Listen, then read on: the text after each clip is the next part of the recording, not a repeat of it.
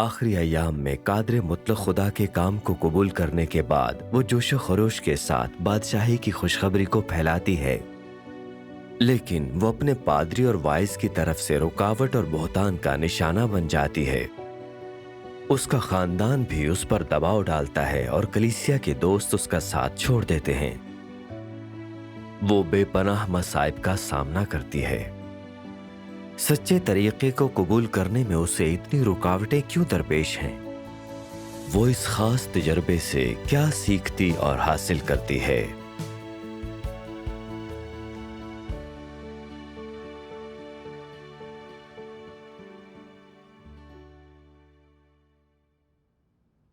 دو 2008 میں خداوند پر ایمان لائی۔ بعد میں مقامی کلیسیا کے اجتماعات میں شرکت شروع کر دی۔ بعد میں کلیسیا کی خادمہ بن گئی۔ جب بھی اجتماع ہوتا، خواہش ہوتی کہ خدا کا کلام زیادہ پڑھوں اور خدا کی مرضی سمجھوں۔ وقت گزرنے کے ساتھ ساتھ احساس ہوا کہ پادری کے وعظوں کا کوئی فائدہ نہیں ہو رہا۔ اجتماعات میں لطف نہیں تھا، اندر خالی پن تھا۔ جون 2020 میں مزید تعلیم کے لیے ایک درسگاہ میں داخل ہوئی۔ گارشیا سے آن لائن ملاقات ہوئی، جو قادر مطلق خدا کے کلیسیا کی رکن تھی۔ اس نے خداوند کی خوشخبری کے بارے میں بتایا اور اجتماعی گروپ میں شامل ہونے کی دعوت دی۔ خدا کا شکر ہے۔ میں نے قادر مطلق خدا کا بہت سا کلام پڑھا۔ دیکھا کہ قادر مطلق خدا کا کلام مستند اور طاقتور تھا، کیونکہ وہ خدا کی آواز تھا۔ مجھے یقین ہو گیا کہ وہ واپس آنے والا خداوند یسوع ہے جس کا ہمیں انتظار ہے۔ آمین۔ مجھے اس نے متاثر کیا۔ میں خوش قسمت ہوں، خداوند کا خیر مقدم کروں گی اور آخری ایام میں نجات حاصل کروں گی۔ خدا کا شکر ہے۔ اس کے بعد میں اپنے بہن بھائیوں کو خداوند کی واپسی کا جلد از جلد بتانا چاہتی تھی، یہ جانتے ہوئے کہ اینجل ہمارے کلیسیا کا وائس تھا، اور یہ کہ وہ ذمہ دار اور مہربان تھا۔ وہ ہم سب کی مدد کرتا تھا۔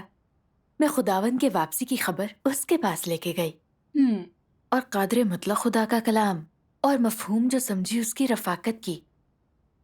اینجل نے غیر متوقع طور پر مجھے روک دیا اور یہ کہتے ہوئے کہ یہ ناممکن ہے۔ انجیل میں خدا کے کلام ملتے ہیں، اس سے باہر ممکنہ طور پر نہیں ہے۔ وہ مواد پڑھنا جو انجیل میں نہیں خداوند سے دھوکا ہے۔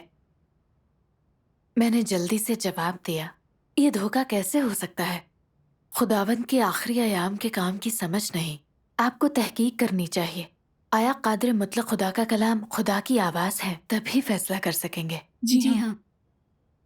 اس نے ایک بار پھر مجھے ٹوکا اور متکبرانہ لہجے میں کہا، تحقیق کی ضرورت نہیں، جو بتاتا ہوں سن لو۔ لازماً یاد رکھنا، انجیل کے علاوہ دوسری کتابیں مت پڑھو۔ انجیل چھوڑنا خداوند سے خیانت ہے۔ آخری ایام میں خدا کے کام کے بارے میں اس کا رویہ دیکھ کر میں حیران اور الجھن میں تھی۔ اس سے پہلے وہ کہتا کہ ہمیں عقل مند کنواریوں کی طرح ہونا چاہیے، صبر سے انتظار کریں ورنہ اس کی واپسی سے محروم ہو سکتے ہیں۔ خداوند کی واپسی ہو چکی ہے، تو پھر کیوں وہ تلاش اور تحقیق کے لیے تیار نہیں؟ اس نے یہاں تک کہہ دیا کہ قادر مطلق خدا کا کلام نہ سنو۔ کیا وہ خداوند کی واپسی کا خیر مقدم نہیں کرنا چاہتا؟ میں سمجھ نہیں سکی اس کا ایسا رویہ کیوں ہے۔ میں نے سوچا اس نے ایسا کیسے کہا؟ خدا کے تمام کلام انجیل میں ہیں۔ انجیل کے باہر خدا کا کوئی کلام نہیں۔ انجیل سے گمراہی خداوند سے غداری ہے۔ حالانکہ میں جانتی تھی کہ میں خداوند کا استقبال کر رہی ہوں، نہ کہ بغاوت۔ میں اب بھی اس کی بات سے الجھن میں تھی۔ مذہبی لوگوں کا عقیدہ وہی ہے جو اینجل کا ہے۔ یہی بات قادر مطلق خدا کے کام کو ماننے سے روکتی ہے۔ جی ہاں۔ تو آپ نے اپنی الجھن کو کیسے حل کیا؟ جی ہاں۔ بعد ازاں میں نے خدا کا کلام پڑھا اور کلیسیا میں بہن بھائیوں کی رفاقت سنی۔ اس نے میری الجھن دور کر دی۔ خدا کا شکر ہے۔ قادر مطلق خدا کہتا ہے، انجیل میں اندراج شدہ چیزیں محدود ہیں، وہ خدا کے کام کی مکمل نمائندگی نہیں کر سکتی۔ 4 انجیلوں میں مجموعی طور پر 100 سے کم ابواب ہیں، جن میں محدود تعداد میں واقعات درج ہیں، جیسے یسوع کا انجیر کے درخت کو ملامت کرنا، پطرس کے خداوند کے 3 انکار، यसू का अपने मसलूब होने और दोबारा जी उठने के बाद शागिर्दों के सामने जाहिर होना, रोजे के बारे में तालीम देना, दुआ के बारे में तालीम, तलाक के बारे में तालीम, यसू की पैदाइश और नस्बनामा, यसू की तरफ से शागिर्दों की तकर्री वगैरह। ताहम इंसान इनको एक खजाने के तौर पर कीमती समझकर अहमियत देता है, यहाँ तक कि इनके मुकाबले में आज के काम का मवाजना करता है। वो यहाँ तक यकीन रखता है कि यसू ने अपनी जिंदगी में जितने भी काम किए उनकी तादाद बस इतनी ही थी, गोया कि खुदा सिर्फ यही कुछ करने के काबिल है और इससे आगे कुछ नहीं। क्या ये बेहूदगी नहीं है? बिलाखिर कौन ज्यादा अजीम है, खुदा या बाइबल? आखिर खुदा को क्यों लाजमन बाइबल के मुताबिक काम करना चाहिए? क्या ऐसा मुमकिन है कि खुदा के पास बाइबल से तजावुज का कोई हक न हो? क्या खुदा बाइबल से हटकर कोई और काम नहीं कर सकता? यसू और उनके हवारियों ने यौम सबत क्यों नहीं रखा? अगर ये कहा जाए कि उसने यौम सबत और अहदनामा कदीम के ahकाम के मुताबिक अमल किया, तो उसने आने के बाद यौम सबत क्यों नहीं रखा? बल्कि इसके बजाय क्यों अपने पांव धोए, सर ढांपा, रोटी खाई और शराब नोश की? क्या ये सब कदीम अहदनामे के ahकामात से गायब नहीं है? अगर यसू ने अहदनामा कदीम की ताज़ीम की तो उसने उन उसूलों को क्यों तोड़ा? आपको इल्म होना चाहिए कि पहले किसकी आमद हुई, खुदा की या बाइबल की? सबत का खुदावंद होने के नाते क्या वो बाइबल का भी खुदावंद नहीं हो सकता? बाइबल की हकीकत कोई भी नहीं जानता कि ये खुदा के काम के तारीखी इंदराज, खुदा के काम के साबिका 2 मराहिल की तस्दीक से ज्यादा कुछ नहीं। और ये तुझे खुदा के काम के मकासद की कोई फहम नहीं देती। हर शख्स जिसने बाइबल पढ़ रखी है जानता है ये कानून के ज़माने और फजल के ज़माने के दौरान में खुदा के काम के 2 मराहिल का तहरीरी इहाता करती है। अहदनामा कदीम तख्लीक के वक्त से कानून के ज़माने के इख्तिताम तक बनी इसराइल और याहुआ की तारीख रकम करता है। अहदनामा जदीद ज़मीन पर यसू के काम को दर्ज करता है, जो कि 4 इंजीलों में है, और साथ ही पौलुस का काम भी।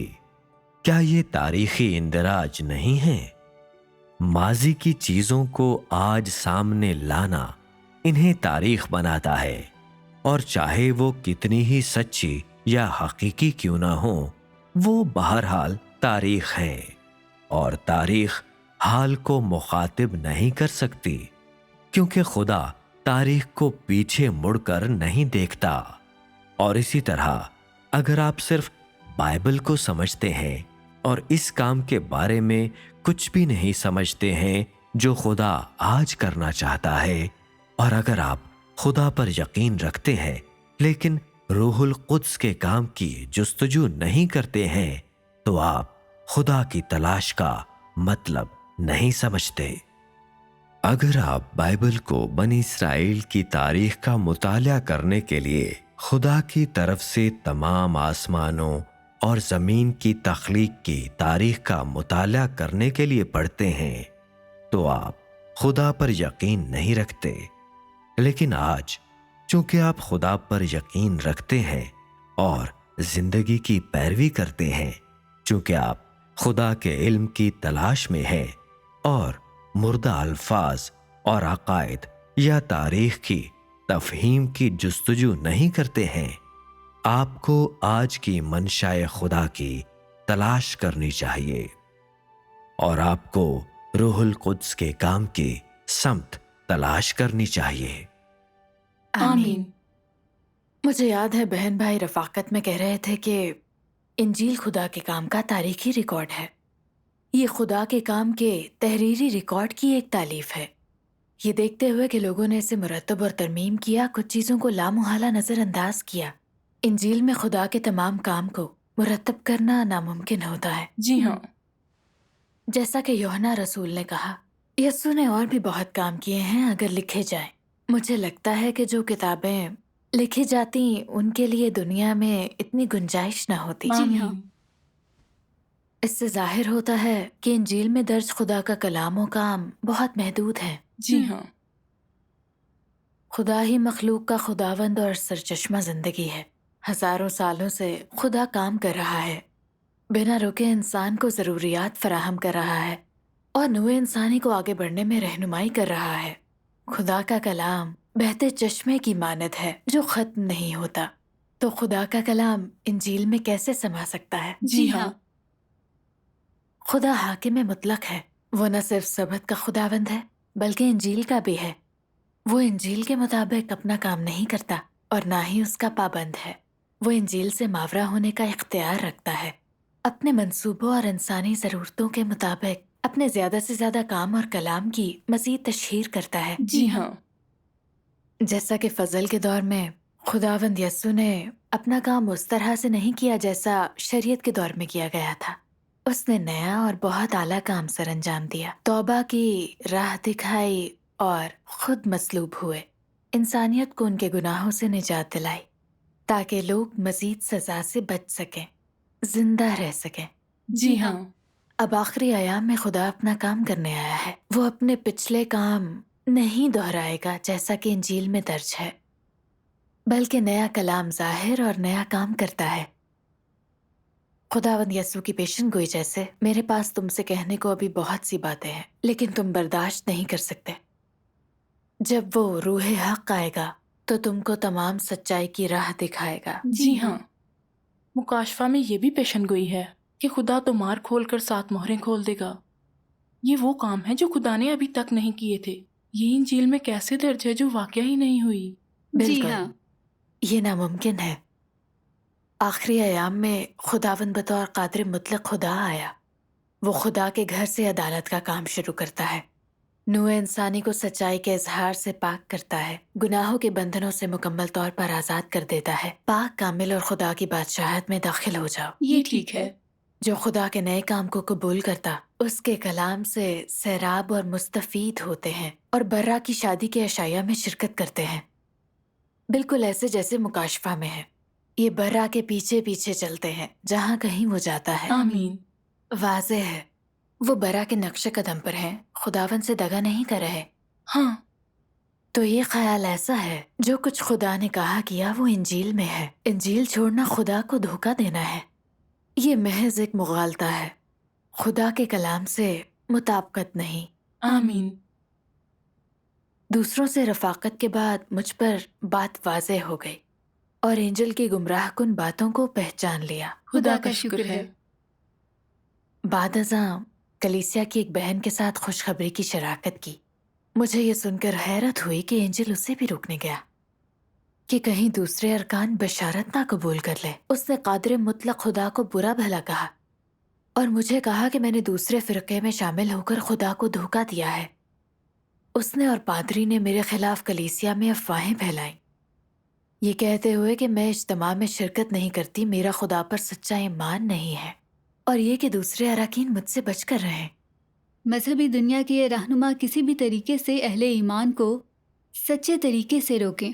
جی ہاں، جب سب نے افواہیں سنی تو وہ مجھے برا سمجھ کر مجھ سے دور رہنے لگے۔ کچھ لوگوں نے مجھے عجیب نظروں سے دیکھا۔ کچھ ہی دنوں کے بعد پادری نے میرے والدین کو اپنے پاس بلایا، یہ بتانے کے لیے کہ میں غلط ہوں اور میں نے اجتماعات میں شرکت چھوڑ دی ہے۔ میری ماں کو کہا مجھ پر نظر رکھے، مجھے کہیں نہ آنے جانے دے۔ اچانک یہ سب کچھ ہونے پر میں بہت پریشان ہو گئی۔ میں نے سوچا میں کھونے جا رہی ہوں۔ میں سمجھ نہ پائی وہ میرے ساتھ ایسا سلوک کیسے کر سکتے ہیں۔ میں نے تو صرف خداوند کی واپسی کی گواہی دی تھی۔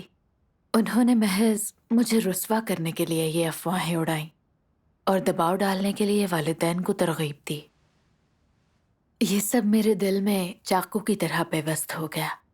مجھے تکلیف کا سامنا کرنا پڑا. آنسو بھری آنکھوں سے خدا سے مدد کی دعا کی. جب ایک بہن نے میری حالت کے بارے میں سنا تو اس نے بہت سا خدا کا کلام سنایا اور مجھے بہت حوصلہ دیا. خدا خدا کا کا شکر ہے. میں نے کلام کا ایک اقتباس دیکھا جس میں کہا گیا، آج کل جو جستجو کرتے ہیں اور جو نہیں کرتے دو مختلف قسم کے لوگ ہیں جن کی منزلیں بھی بہت مختلف ہیں. خدا ان کو بچائے گا جو سچائی کو جاننے اور اس پر عمل کرنے کی کوشش کرتے ہیں. وہ لوگ جو سچا طریقہ نہیں جانتے وہ دشمن ہیں. وہ سردار فرشتے کی نسل سے ہیں اور تباہ ہو جائیں گے. وہ بھی جو ایک مبہم خدا کے متقی ماننے والے ہیں، کیا وہ بھی بدروح نہیں؟ جو اچھے ضمیر کے مالک ہیں لیکن سچے طریقے کو قبول نہیں کرتے وہ بھی بدروحے ہیں. ان کا جوہر خدا کے خلاف مزاحمت والا ہے. جو کوئی مجسم خدا پر ایمان نہیں لاتا وہ شیطانی فطرت پر ہے اور مزید یہ کہ وہ تباہ ہو جائے گا. اہل ایمان جو سچائی پر عمل پیرا نہیں، وہ لوگ جو مجسم خدا پر ایمان نہیں رکھتے اور جو خدا کے وجود پر ایمان نہیں رکھتے وہ بھی تباہی کا سامان ہوں گے. وہ سب لوگ جنہیں باقی رہنے دیا جائے گا جو تطہیر کے مصائب سے گزر چکے اور ثابت قدم رہے، وہ لوگ ہیں جنہوں نے آزمائشیں برداشت کی. جو کوئی خدا کو نہیں پہچانتا وہ دشمن ہے. یعنی جو کوئی بھی مجسم خدا کو نہیں پہچانتا، وہ دھارے کے اندر ہو یا باہر، وہ مسیح مخالف ہے. شیطان کون ہے، بدروحیں کون ہیں اور خدا کے دشمن کون ہیں؟ اگر مزاحمت کار نہیں جو خدا پر ایمان نہیں رکھتے، کیا یہ وہ لوگ نہیں ہیں جو خدا کے نافرمان ہیں؟ آمین. خدا کے کلام کی رفاقت سے یہ محسوس کیا کہ جب خداوند اپنا کام کرنے آیا، وہ فریسی جو ہیکل میں یہوہ خدا کی عبادت کرتے تھے واضح طور پر جانتے تھے کہ خداوند یسوع نے جو کچھ کہا وہ مستند ہے، لیکن نہ صرف وہ اس کی جستجو اور تحقیق میں ناکام ہوئے بلکہ سخت مخالفت اور مذمت کی.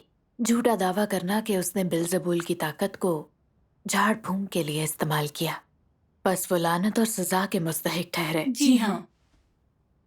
فریسیوں نے نہ صرف خداوند کی توہین اور مذمت کی بلکہ اہل ایمان سے بھی مخالفت کروائی، جس وجہ سے وہ نجات سے محروم ہوئے اور وہ فریسیوں کی قبر کا ایندھن ہو گئے. بے شک. میں نے سوچا کس طرح خداوند یسوع نے فریسیوں پر لعنت کی. افسوس تم پر کاتبوں اور فریسیوں منافقوں کہ تم نے آسمان کی بادشاہی کو انسانوں پر بند کر رکھا ہے. نہ تو خود داخل ہوتے ہو اور نہ ہی داخل ہونے والوں کو اندر جانے دیتے ہو.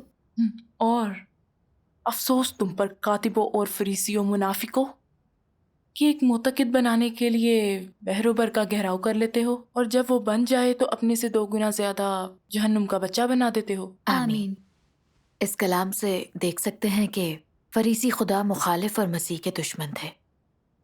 انہوں نے ڈھونگ رچایا، حقیقت میں وہ نفرت کرتے اور خدا کے دشمن تھے. یہ وہ شیاطین تھے جنہوں نے روحوں کو نگل لیا اور جہنم رسید کیا. ہاں. فریسیوں کے مذموم اعمال کی وجہ سے خداوند نے ان پر 7 مصیبتیں ڈالیں. اس سے ظاہر ہوتا ہے کہ خدا کوئی جرم برداشت نہیں کرتا. جی ہاں. آخری ایام میں قادر مطلق خدا آیا ہے. اس نے انسان کو بچانے کے لیے سچائیاں بیان کی اور غالب آنے والوں کا گروہ بنایا جس نے دنیا میں تہلکہ مچایا. خدا نے اتنا بڑا کام انجام دیا. مذہبی دنیا کے پادری اور وائز جو تحقیق نہیں کرتے بلکہ وہ اہل ایمان کو سچے طریقے سے تحقیق کرنے سے روکتے ہیں، وہ ان فریسیوں کی طرح ہیں جن کا جوہر سچائی سے نفرت اور خدا سے مخالفت تھا. یہ صحیح ہے. یہ پادری اور بزرگ اپنی حیثیت برقرار رکھنے کے لیے اہل ایمان کو سچے طریقے کی جستجو نہیں کرنے دیتے. درست. آخری ایام کے مسیح کا انکار کرنے اور مخالفت کے لیے غلط فہمیاں پھیلاتے ہیں. وہ خدا کے مزاحم مسیح کے دشمن ہیں. ہاں، آخری ایام میں خدا ہر ایک کو چھانٹنے کا کام کر رہا ہے. جھوٹے کو بے نقاب اور سچے اہل ایمان کی شناخت. لوگ جو خدا پر ایمان کے دعوے دار ہیں لیکن سچائی اور مجسم خدا کو نہیں مانتے، سچے اہل ایمان نہیں. اور بالآخر نکال دیا جائے گا۔ صرف وہ جو آخری ایام میں خدا کے کام کو قبول کرتے ہیں وہی لوگ نجات پانے والے ہوں گے۔ اینجل ایک مہربان، عاجز اور مددگار شخص دکھائی دیتا تھا۔ جب خداوند کی واپسی کا سنا تو کوئی جستجو اور تحقیق نہ کی۔ اس نے عدالت کی اور خدا کے کام کی مذمت کر ڈالی، حتیٰ کہ دوسروں کو سچے طریقے کی تحقیق سے بھی روک دیا۔ اسے خدا کا ذرا خوف نہ تھا۔ میں نے دیکھا جب وہ خداوند کی خدمت کرتا تھا، اس کا جوہر سچائی سے نفرت اور خدا کی مخالفت میں تھا۔ اس کے اور پرانے زمانے کے فریسیوں میں کوئی فرق نہیں تھا۔ جی ہاں، یہ احساس ہونے کے بعد میں نے اینجل اور مذہبی دنیا کے رہنماؤں کے بارے میں معلومات حاصل کی، اور مجھے یہ بات سمجھ آ گئی کہ انہوں نے ایسا کیوں کیا۔ اس کے بعد مجھے یہ برا نہیں لگا۔ خدا کا شکر ہے، سچائی کی سمجھ سے ہم بے باک محسوس کرتے ہیں اور ہم پریشان ہونا چھوڑ دیتے ہیں۔ صحیح ہے۔ کچھ دیر بعد میں فریضہ سر انجام دینے لگی۔ میں اجتماعات میں شرکت کرتی اور خدا کا کلام پڑھتی، مجھے بہت اچھا لگتا تھا۔ خدا کا شکر ہے۔ لیکن جب میرے والدین نے ان افواہوں کا سنا جو پادری نے پھیلائی تھیں، انہوں نے مجھے غصے سے ڈانٹا، پرانے کلیسیا جانے پر مجبور کیا اور مجھے فریضے سے روکا۔ والدین کے منع کرنے اور ناراضگی کی وجہ سے میں اجتماعات میں شرکت نہیں کر سکتی تھی۔ ایک دن میرے والد نے مجھے دوسروں کے ساتھ آن لائن اجتماع میں شرکت کرتے پکڑ لیا۔ وہ غصے میں مارنے والے تھے۔ خوش قسمتی سے میری ماں نے اسے وقت پر روک دیا۔ اس کے بعد میرے والدین اور زیادہ سختی کرنے لگے، مجھے گھر میں بند کر دیا، باہر نہیں جانے دیتے تھے۔ اب میں اجتماعات میں شرکت نہیں کر سکتی تھی۔ یہ تو آپ کے لیے بہت مشکل وقت ہوگا۔ جی ہاں، واقعی میرے لیے مشکل وقت تھا۔ میں نے کمزوری محسوس کی، اپنا فرض ادا کرنے کا اعتماد نہ تھا۔ میں نے خدا سے دعا مانگی، اس سے دعا کی کہ مجھے ایمان عطا کر۔ اس کے بعد خدا کا کلام پڑھا۔ کام کے ہر مرحلے پر جو خدا لوگوں کے اندر کرتا ہے، ظاہری طور پر یہ لوگوں کے درمیان تعامل معلوم ہوتا ہے، گویا انسانی انتظامات یا انسانی مداخلت سے پیدا ہوا ہے۔ لیکن پس پردہ کام کے ہر مرحلے پر ہر وہ شے ایسی بازی ہے جو شیطان نے خدا کے سامنے لگائی ہے، تقاضا کرتی ہے کہ خدا کی گواہی میں ثابت قدم رہیں۔ مثال کے طور پر جب ایوب کو آزمایا، پس پردہ شیطان خدا سے شرط لگا رہا تھا، اور ایوب کے ساتھ جو ہوا انسانوں کے اعمال اور دخل اندازی تھی۔ کام کے ہر قدم پر جو کچھ بھی خدا تمہارے اندر انجام دیتا ہے، خدا کے ساتھ شیطان کی لگائی ہوئی شرط ہے۔ اس سب کے پیچھے ایک جنگ ہے۔ آمین۔ اس کلام سے میں نے محسوس کیا، ظاہری حالات سے ایسا لگ رہا تھا کہ میرے والدین قادر مطلق خدا کی پیروی سے روک رہے ہیں، لیکن در حقیقت یہ شیطان کی مداخلت تھی۔ یہ ایک روحانی جنگ تھی۔ جی ہاں، خدا نے آخری ایام کی سچائیوں کو بیان کیا تاکہ ہم شیطانی بدعنوانی سے آزاد ہوں، لیکن شیطان نہیں چاہتا تھا کہ خدا مجھے بچائے، بس اس نے میرے والدین کو مجھے خدا پر ایمان رکھنے سے روکنے کے لیے استعمال کیا۔ شیطان مجھے نجات سے محروم کر کے جہنم میں ڈلوانا چاہتا تھا۔ جی ہاں، شیطان واقعی منحوس اور فاسق ہے۔ جی ہاں، اگر میں نے خدا کی پیروی چھوڑ دی تو میں شیطان کے مقاصد کا شکار ہو جاؤں گی۔ خدا کا شکر ہے، خدا کے کلام کی ہدایت سے ہم شیطان کی مضمون سازش دیکھ سکتے ہیں اور منتشر نہیں ہو سکتے۔ جی ہاں۔ پھر میں نے خدا کا کلام پڑھا۔ بے حوصلہ یا کمزور نہ ہو، میں تیرے لیے چیزیں واضح کر دوں گا۔ بادشاہی کا راستہ اتنا بھی ہموار نہیں ہے، کچھ بھی اتنا آسان نہیں ہے۔ تم چاہتے ہو کہ برکات تمہیں آسانی سے مل جائیں، یہی چاہتے ہو نا؟ آج ہر کسی کو تلخ آزمائشوں کا سامنا کرنا پڑے گا۔ آزمائشوں کے بغیر تمہاری محبت مضبوط تر نہ ہوگی، اور تمہیں مجھ سے سچی محبت نہیں ہوگی۔ یہاں تک کہ اگر یہ آزمائشیں معمولی ہیں تو بھی ہر ایک کو اس سے گزرنا ہوگا۔ یہ صرف اس قدر ہے کہ ان کی مشکل مختلف ہوگی۔ یہ آزمائشیں میری طرف سے برکت ہے۔ اور تم میں سے کتنے لوگ اکثر میرے پاس آتے ہیں اور میری برکتوں کی بھیک مانگتے ہیں؟ بے وقوف بچوں، تم ہمیشہ یہ سوچتے ہو کہ چند مبارک کلمات میری برکت ہیں، پھر بھی تم نہیں پہچانتے کہ تلخی میری ایک نعمت ہے۔ جو میری تلخی میں شریک ہیں وہ یقیناً میری مٹھاس میں بھی شریک ہوں گے۔ یہ میرا وعدہ ہے اور تم پر میری نعمت ہے۔ آمین۔ اس کلام کو پڑھنے کے بعد مجھے احساس ہوا، اگرچہ پادری کے جبر سے مجھے تھوڑا نقصان اٹھانا پڑا، میرے والدین کی رکاوٹ، اس کے ذریعے خدا نے میرا ایمان کامل کیا۔ یہ خدا کی مجھ سے محبت تھی۔ جی ہاں، لیکن میں تھوڑی سی تکلیف کی وجہ سے اپنا فرض چھوڑنے پر تیار تھی۔ مجھ میں سچائی کے حصول کے لیے تکلیف اٹھانے کا حوصلہ نہیں تھا۔ میرا رویہ مخلصانہ نہ تھا اور میرا قد اب بھی کافی چھوٹا تھا۔ میں نے خدا کے ارادوں کو سمجھا اور غیر فعال محسوس نہیں کیا۔ میرے پاس ایمان تھا اور صورتحال کے لیے تیار تھی، ظلم کے سامنے ڈٹ جانے کے لیے۔ خدا کا شکر ہے۔ بعد میں اکثر خدا سے دعا مانگتی، ایمان کی مضبوطی کے لیے خدا کا کلام پڑھتی اور دعا کرتی کہ وہ میری مدد کرے تاکہ میں مجتمع ہوتی رہوں۔ خدا کا شکر ہے۔ اس کے بعد اینجل کی افواہیں میرے والدین پر اثر انداز ہونے لگیں اور اس طرح کی مزید افواہوں سے بچنے کے لیے مجھے دادی کے گھر بھیج دیا۔ میں انٹرنیٹ کے ذریعے اپنے بہن بھائیوں سے رابطہ کر سکتی تھی اور ایک بار پھر اجتماع کر سکتی تھی۔ خدا کا شکر ہے۔ میرے والدین پتہ چلنے پر بہت غصہ ہوئے، لیکن میں ان سے متاثر نہ ہوئی۔ میں نے سختی سے انہیں کہا، میری سب سے بڑی امید خداوند کی واپسی کا خیر مقدم ہے۔ خداوند یسوع قادر مطلق خدا کے طور پر واپس آیا ہے۔ آپ لوگ نہیں مانتے، میں تب بھی خدا کی پیروی کروں گی۔ اگر آپ پھر بھی مجھے روکتے ہیں تو میں خاندان چھوڑ دوں گی۔ میری ثابت قدمی دیکھ کر والدین نے کچھ نہیں کہا۔ اس کے بعد سے اگرچہ وہ اب بھی میرے فرض میں خلل ڈالنے کی کوشش کرتے ہیں، اب میں ان کی پابند نہیں تھی اور اپنے فرض کی ادائیگی میں پرعزم تھی۔ خدا کا شکر ہے۔